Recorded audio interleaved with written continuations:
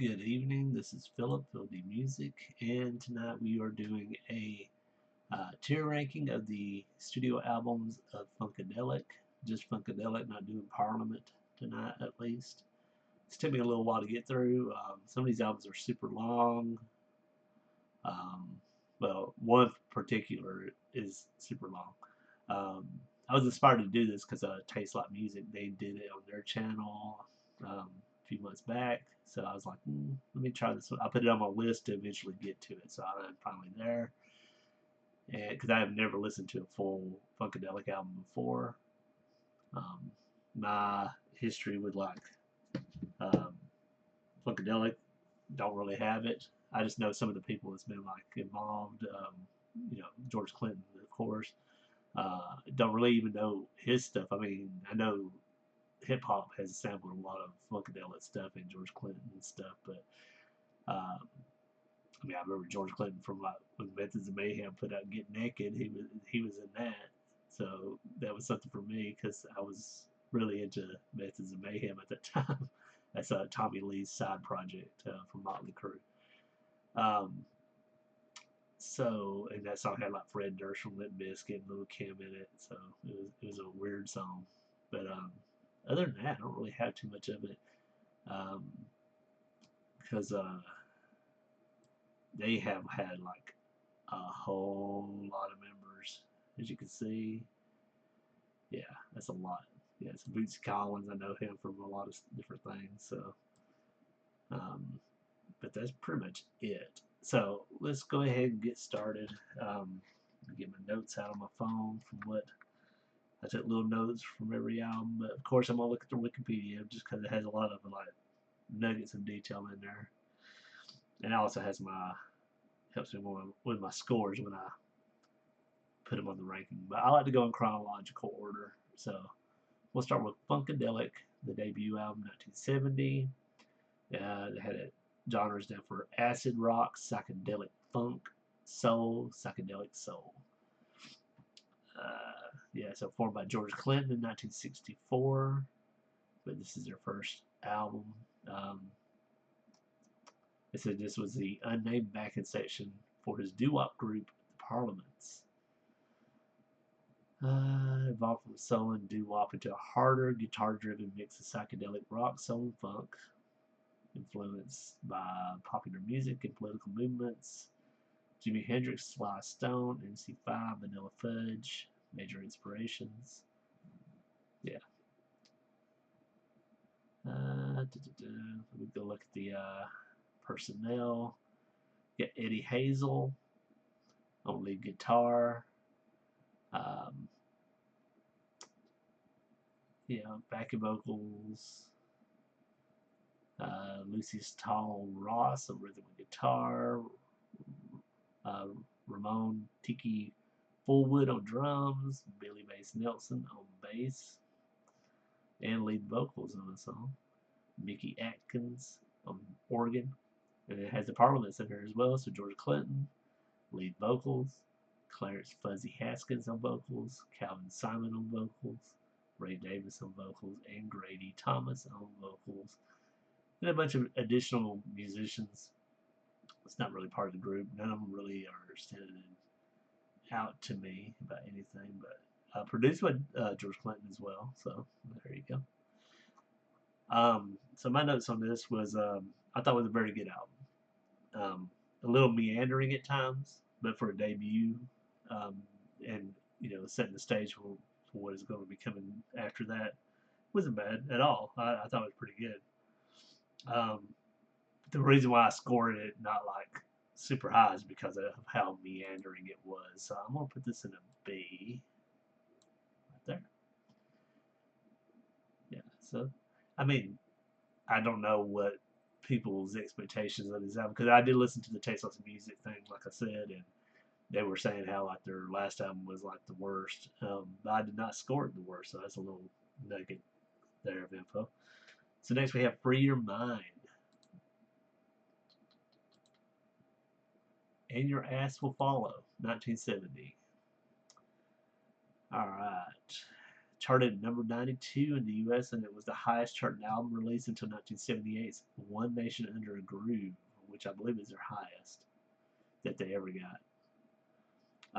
Genre: psychedelic rock, acid rock, funk, psychedelic soul, space rock. George Clinton described the record as an attempt to see if we can cut a whole album while we're all tripping on acid. The album is a cover is a gatefold that echoes the sentiment of the album title. It's a visual pun. A woman holding her arms toward heaven in an ecstatic pose is found to be nude upon opening the sleeve. Alright. I didn't say it for the last album, too. I forgot. But my favorite songs from it were Mommy, What's a Funkadelic, I'll Bet You, and Music for My Mother. I didn't really put a bad song on it. It's just, I think, because of how meandering it was. That's the only reason why. But anyway, back to this album. So, anything with the personnel: George Clinton on lead vocals, Ray Davis on vocals, Fuzzy Haskins on vocals, and even a lead vocal. Calvin Simon on vocals, Grady Thomas on vocals. There's a lot of vocal people on there. Eddie Hazel on guitar and vocals. Tal Ross on guitar and vocals. Bertie Wolf on Hammond organ, box organ, and piano. Billy Nelson on bass guitar and lead vocals on 2 tracks, and Tiki Fullwood on drums. There's a bunch of other people too. Martha Reeves appeared on the project, was not credited. Doesn't really say where. Yeah. So for this one, I wrote down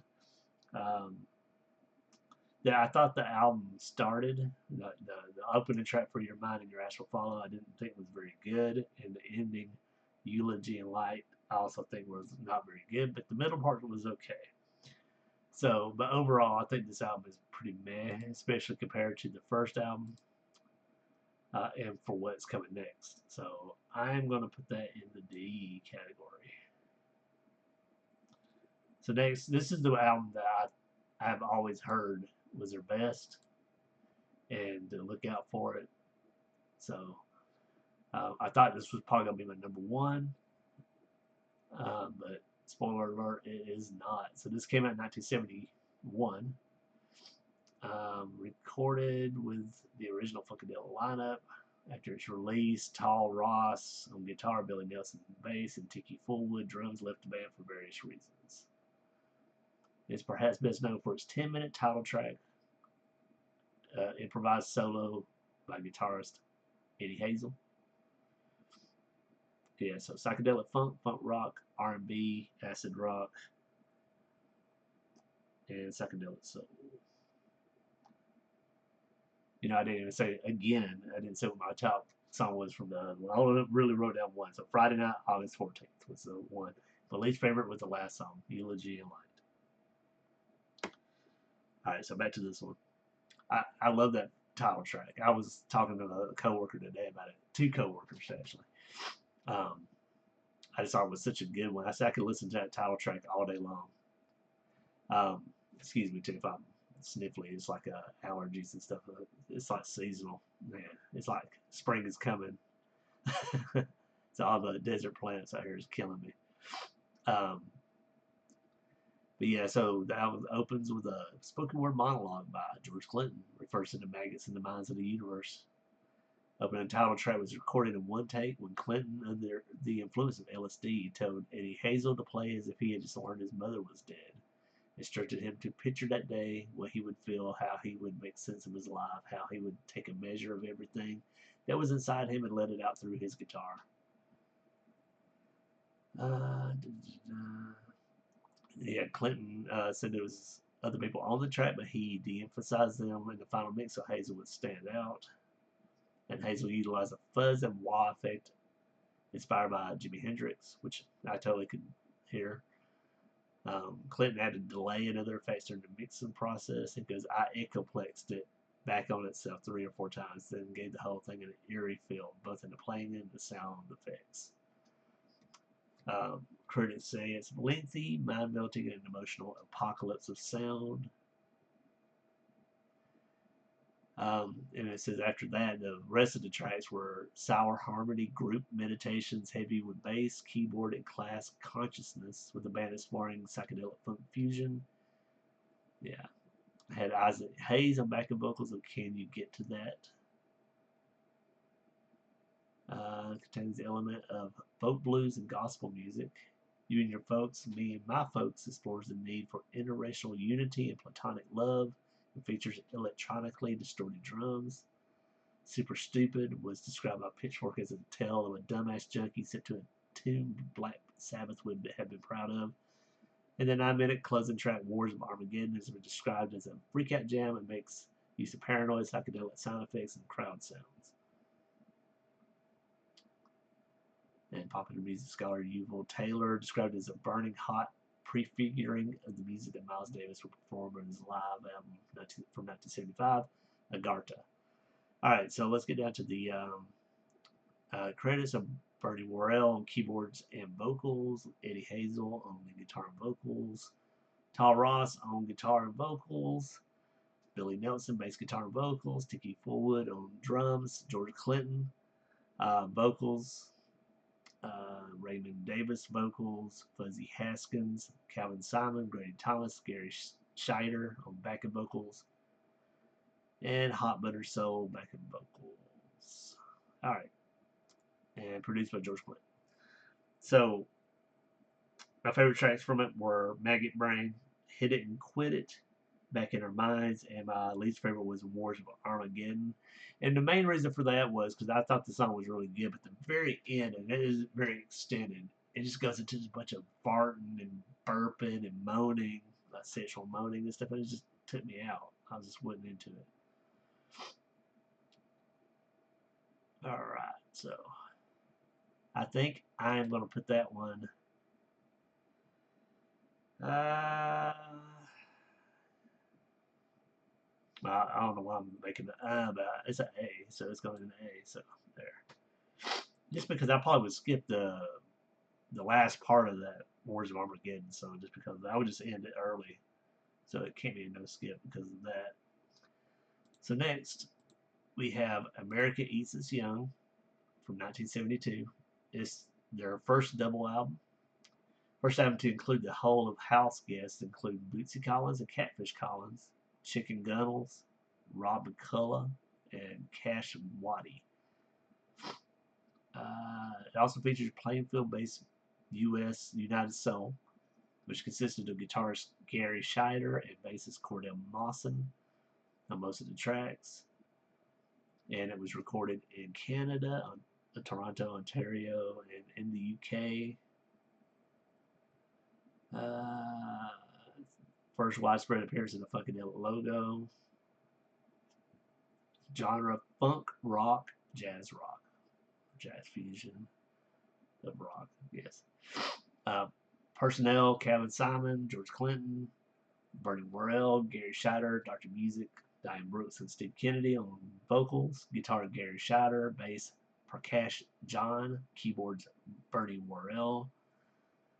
Well, actually, this is breaking down all the different people, so different tracks, so I'm not going into all that. So my notes on that was my favorite, well, let's go to this. My favorite songs from A Joyful Process, We Hurt Too, and Wake Up. My least favorite was I Call My Baby Pussycat. But I think it was that song that had like all the sexual moaning in it as well. That was really extended and made it awkward for me when I was listening to it. I was like, I've heard sexual music or sexual stuff in music before, and it doesn't bother me. But in this, I was like, oh man, people around me. Cause I'm listening to wherever I was at. I was like, oh, it kind of made take me out of it. I was like, oh, we heard turn this down or like. So it just took me out of the whole thing. It was awkward. Yeah, I didn't really think it was needed, but I think the title is very appropriate for today, what's going on in the world. So, and it's just a good album. I don't like it as much as Maggot Brain, but I do put it up there as a great one. So it's in the A's as well. And next we have Cosmic Slop, which a lot of people don't really seem to like, but I do. 1973.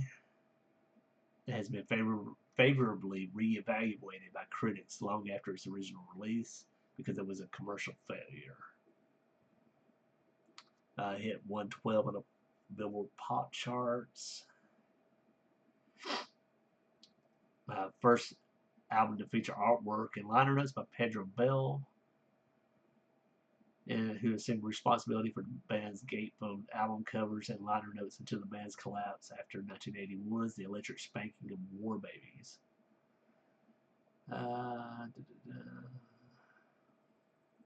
And this is the first Funkadelic album without any input from Eddie Hazel.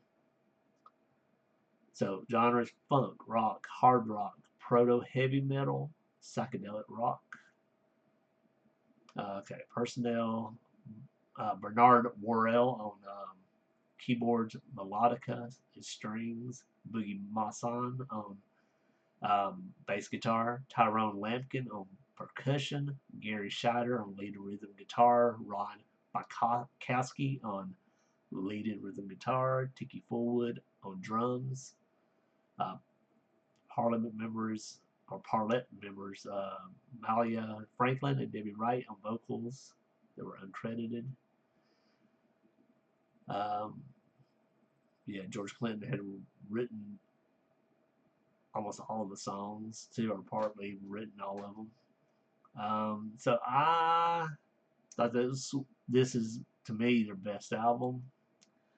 My favorite songs from it are March to the Witch's Castle, Cosmic Slop, and No Compute. No skips on this thing at all. This thing is just a great album. I highly recommend checking it out. Very different from the rest of their stuff, but nothing I could say bad about it. I liked everything from it. So let's continue though, because my allergies are killing me now. So I feel like I'm getting more and more nasal as we go. So the next one, 1974, Standing on the Verge of Getting It On, is notable for the return of Eddie Hazel. Lyrics take a backseat to the music and jamming, and it is one of the most popular Funkadelic albums among fans, and highlights the virtuosic guitar of Eddie Hazel, who co-wrote all the album songs, although the songwriting credits were mostly in the name of Grace Cook, Hazel's mother,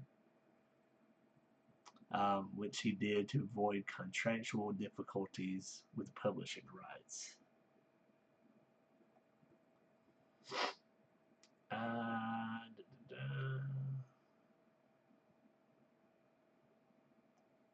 And this one's about talks about like the song Jimmy's got a little bit of bitch in him. It's a friendly song about a gay friend, which stands in contrast with the negative attitudes towards homosexuality among hip hop artists who often sampled P-Funk songs. So genre is funk rock, psychedelic rock. I'm not going to go into all the personnel. I will stop doing this. It's a lot of like chaos there. So what I thought about it, my favorite songs from it are Alice in My Fantasies, I'll Stay, Good Thoughts, Bad Thoughts, and my least favorite was the Red Hot Mama. Had some annoying, seemingly like interlude parts, but it was actually part of the song, so those are just got on my nerves. But the album is still good. It's just not nowhere near as good as a lot of the other albums from them, so I'm putting it in the C category. Alright, so next we have Let's Take It to the Stage. 1975. Charted at 102. Genre funk rock. It is a funk rock album, it says. Opening track, Good to Your Ear Hole, features extensive guitar parts that pronounce funk grooves played by the rhythm section. According to George Clinton, the guitar solo for Get Off Your Ass and Jam was performed by a smack addict guitar player who had found his way into the studio. He asked Clinton if he could play for some cash and proceeded to play like he was possessed, soloing over the entire duration of the song, and received $50 for his efforts, without Clinton ever learning his name. Guitarist Paul Warren said it was him.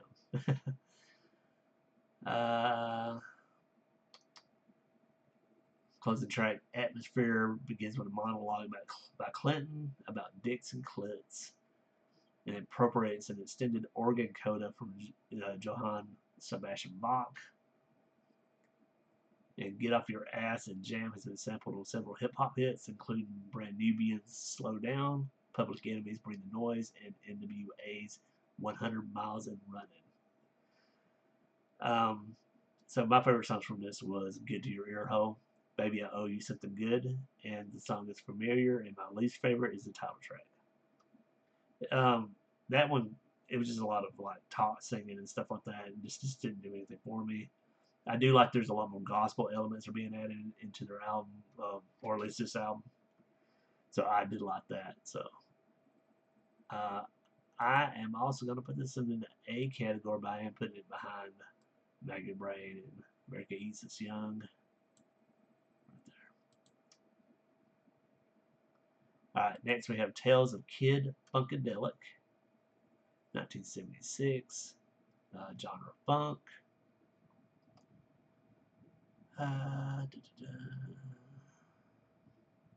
Anything? Two tracks from the Tales of Kid Funkadelic, the single Undisco Kid and the party anthem Take Your Dead Ass Home have been staples in the band's live performances since the 1976 release. The album opener, Butt to Butt Resuscitation, and the song I'm Never Gonna Tell It were included in the band's live shows during the early 2000s. The song Let It Take It to the People has been sampled by a Tribe Called Quest for their song Everything Is Fair from the Low End Theory. Kid Funkadelic was the nickname for the guitarist Michael Hampton, or is what it says.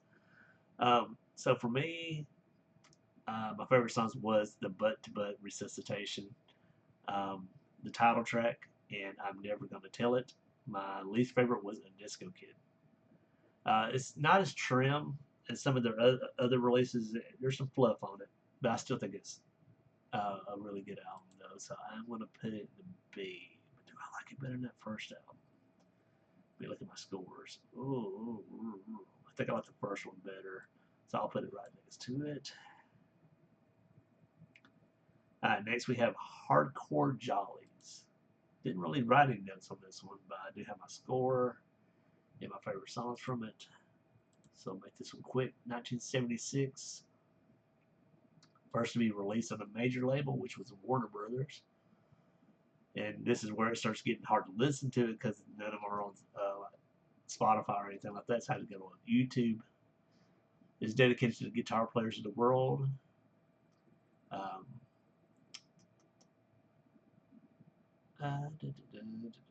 Genre funk. This was the last Parliament Funkadelic studio album to include 3 of the original members of the Parliaments: Fuzzy Haskins, Calvin Simon, and Grady Thomas. Though uncredited, Hardcore Jollies features instrumental performances by Eddie Hazel. Alright, so what do I got down for this one? Favorite songs were Hardcore Jollies, Soulmate, and You Scared the Lovin' Out of Me. And least favorite was If You Got Funk, You Got Style. I do think this is still a good album. I will put it after Tales of Kid Funkadelic. So next we have One Nation Under a Groove, which I was reading was their most commercial album. Album was the first to include keyboardist and frequent songwriter Walter Judy Morrison. Came out in 1978. Reached number 1 on the Billboard Top R&B and Hip Hop charts, number 16 on the Billboard 200. Acclaimed by critics. It appears in several best album lists. Take a swig of root beer. A bunch of people's like greatest albums of all times, apparently.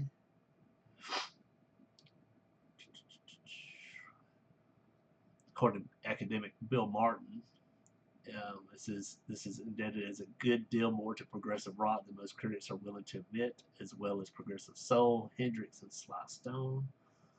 Genres funk, rock, R&B, and black rock, which when I put it over, it's just because the psychedelic soul.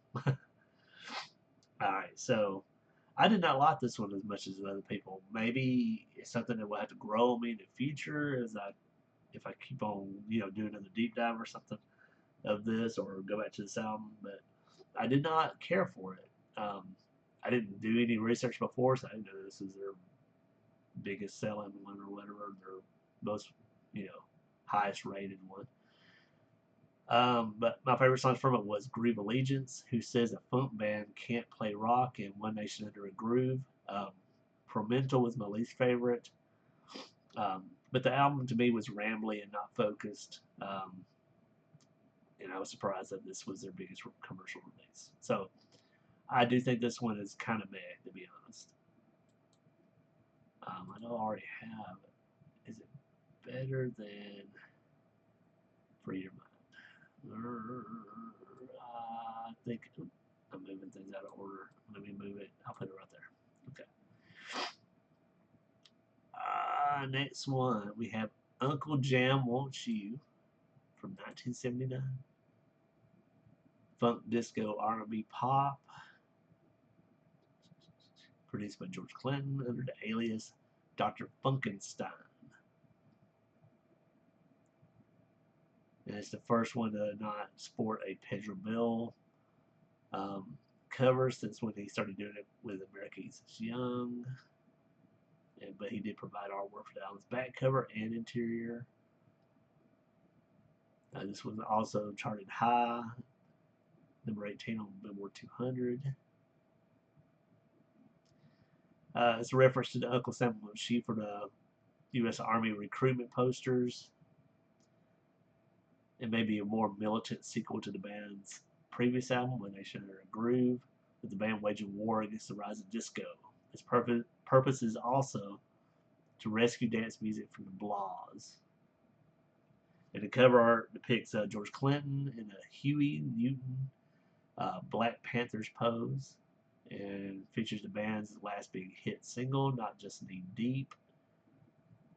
An edited version went to #1 on the Billboard Soul Singles Chart, and the album title was adopted by the DJ organization known as Uncle Jam's Army. So Not Just Knee Deep was sampled by Digital Underground for Kiss You Back, and has been used by De La Soul for their Me, Myself, and I song, the big hit.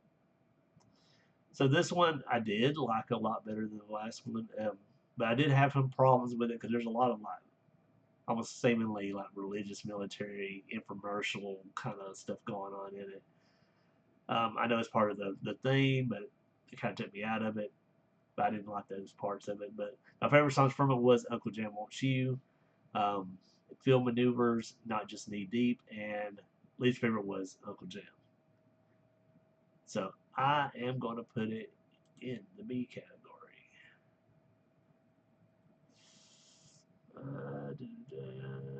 Let's put it here at the end. Oop, that's an A. Let's put it in the B's. There we go.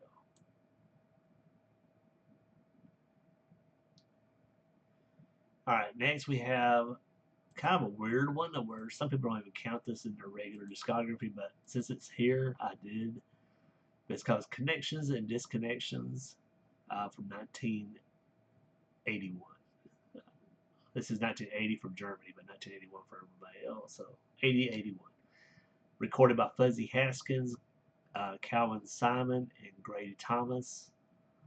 With the history of financial disputes with Clinton behind them and backing from Westbound Records. Yeah, they put this out without any George Clinton involvement.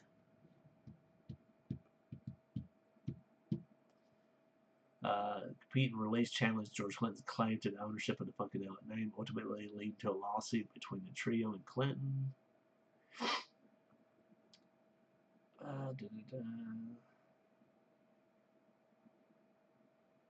Yeah, a lot of drama between them, so they put this out. I actually like this one. I know a lot of people don't, but it is missing that George Clinton goodness to it that he brings to it, but it's still a great album, I think. My favorite songs from it was Funk Lords, The Witch, and Come Back. and my least favorite was Who's Funkadelic. Um, so I actually liked this one better than Uncle Jam, and I liked it better than Hardcore Jollies, and I liked it less than Kid Funkadelic. So I'll put it right there in the B's.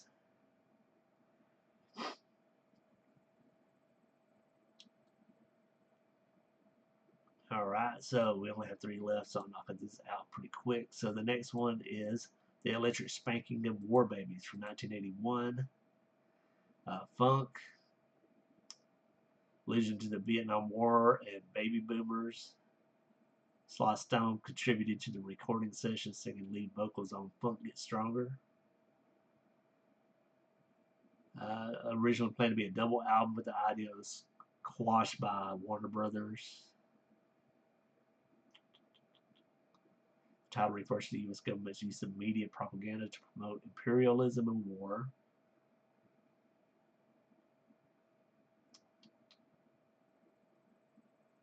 Yeah, Eddie Hazel's on the album, a lot of the other members from it. So, one second, I'll be right back. I have to go blow my nose.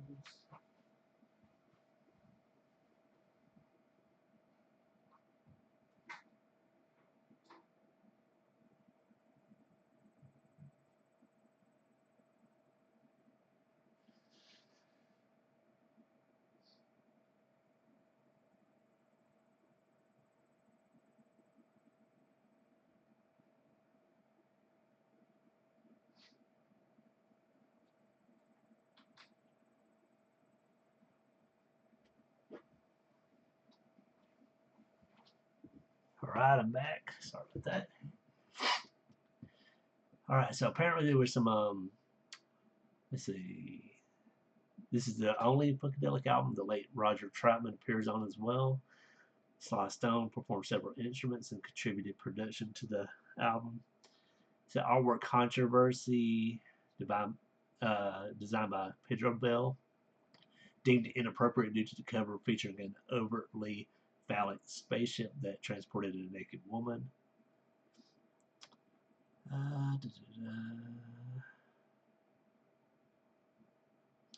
So my notes on that one says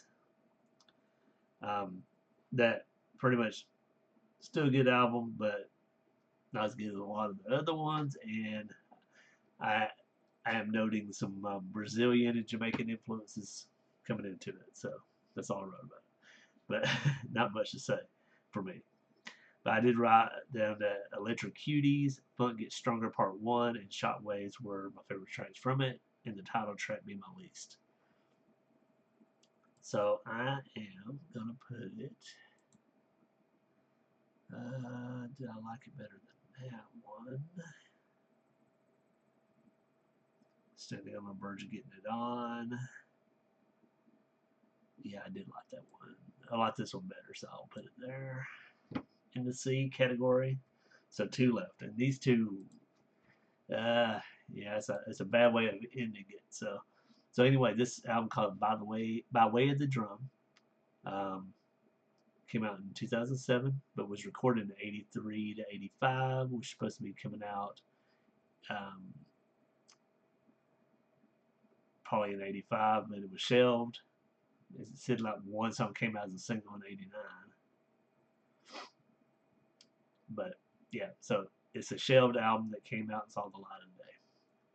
It does have Eddie Hazel on it, George Clinton, Dwayne Blackburn McKnight, Frank Colon, David Spradley, Donnie Sterling, Loic Gambus, Gary Scheider, Amp Fiddler, Malia Franklin, Tracy Lewis, and Paul Hill. And they have a cover of Cream's "Sunshine of Your Love" on it, which I did like.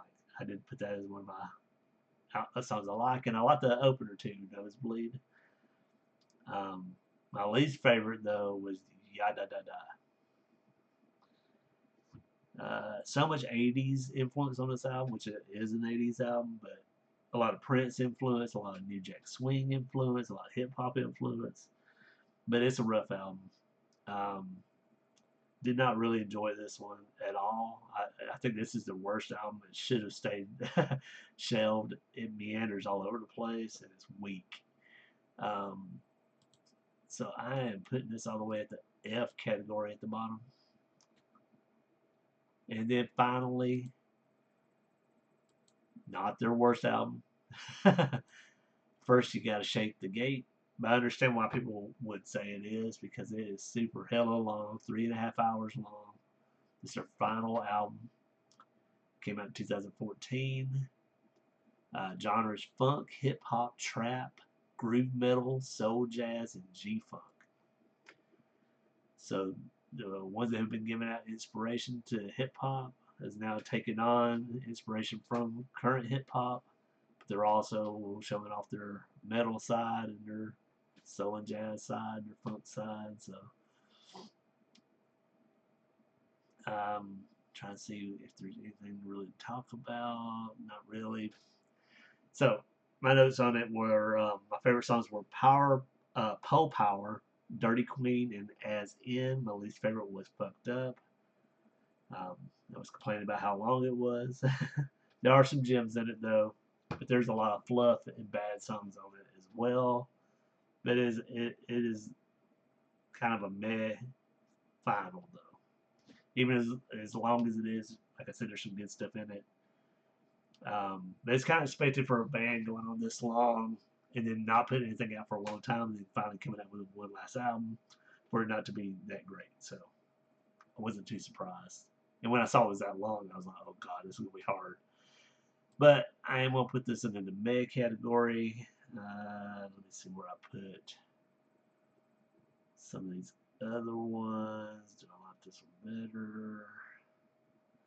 Now I'll put that at the very end of D, almost into the F category. But like I said, there's enough on it to save it. So, anyways, that is my tier ranking of Funkadelic studio albums. Um, if you're not already subscribed, please do. I do some of these, and I'm sorry I'm rambling and all allergic tonight, but it is what it is. I'm trying to make it work. Um, so, subscribe if you're not already. I do need your help. Share, help me get my subscriptions up. Like the video, hit the bell. Join me. I do a song of the day every day and continue our musical discovery in that way.